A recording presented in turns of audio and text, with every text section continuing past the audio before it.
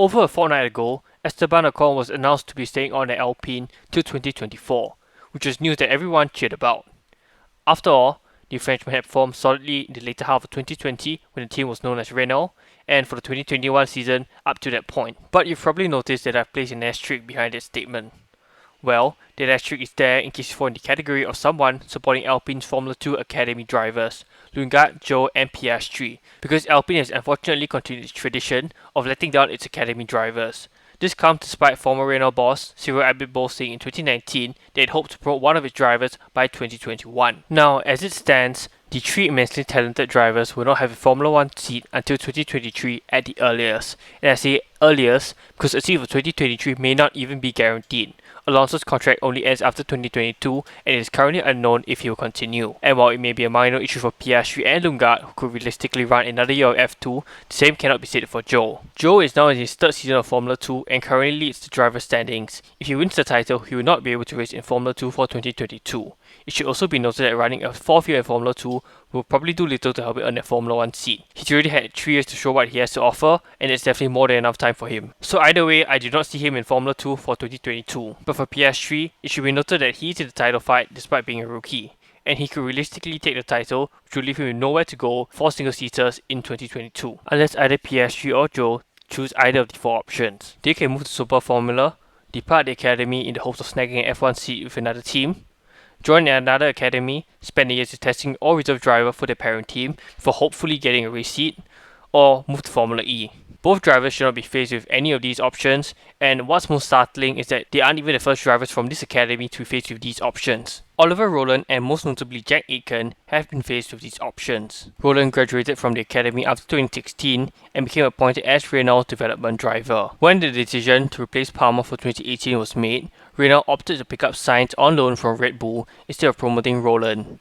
At the end of the year, Rowland then departed Renault for Williams, joining them as the official young driver for the 2018 season. When he ultimately did not land a seat for 2019, he turned his attention to Formula E. As for Aitken, he departed Renault in early 2020, becoming part of the Williams Racing Driver Academy and joining Williams as its reserve driver. In late May 2020, Aitken spoke with Racer magazine and stood by his decision to depart Renault. He told the publication, "I would like to say, for the most part, I did see something like this coming, and I'm not shocked that Daniels left.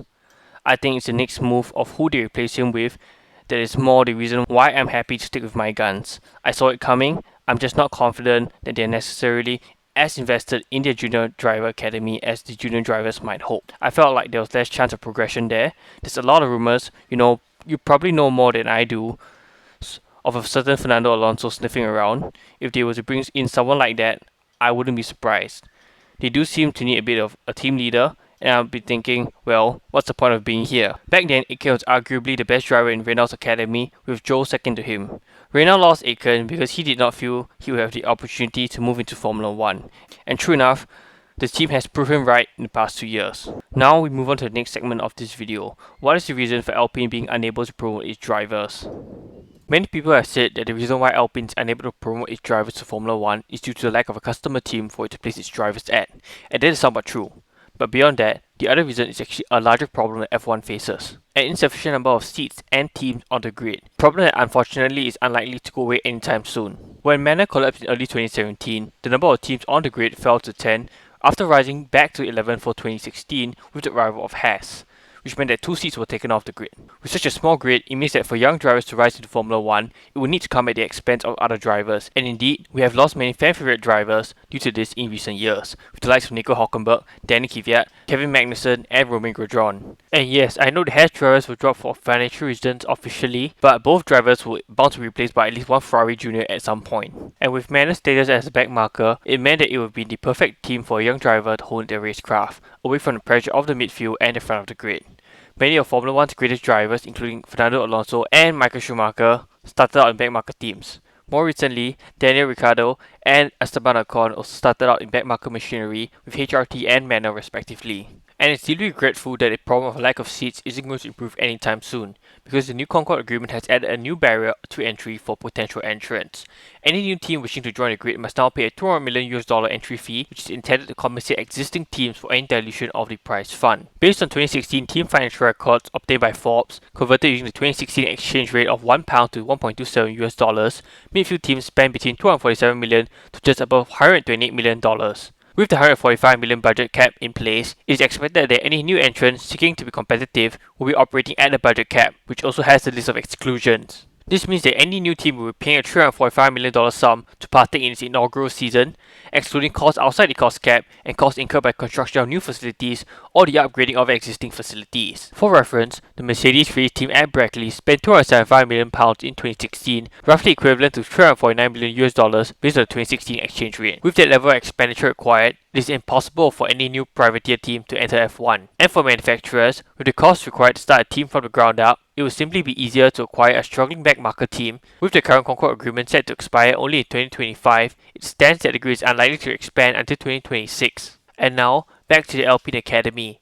With no new privateer team looking to enter F1 in the near future, Alpine's Academy drivers have just one route into Formula 1, which is by being placed into a seat at the team. Given the aspirations the team has to fight in the front, this is hardly a viable solution. The only driver in recent memory who was given a front-running seat in his rookie season and succeeded was none other than Lewis Hamilton. But not every driver is like Lewis Hamilton. The struggles of Pierre Gasly and Alex Albon serve as a reminder, showing that drivers should not be placed into front-running seats if they are not ready. Which means that Alpine needs to provide an alternative avenue of entry into Formula 1 for its young drivers. With the way teams are now closely tied to the respective engine manufacturers, it is near impossible to obtain a new customer to place a driver at. The only way Alpine can provide an alternative entry point is by the way of a sister team, as Red Bull has done so successfully. Alpine could either acquire a cash-strapped team or start another team from the ground up. Otherwise, Alpine should just can the Academy altogether. As it stands, if Alpine does not make the effort to ensure its Academy drivers have a route to Formula 1, they are likely to lose them. The Alpine Academy has a very strong lineup, and without a doubt, there are other teams who will be very interested in poaching Alpine Academy drivers to their respective academies or teams.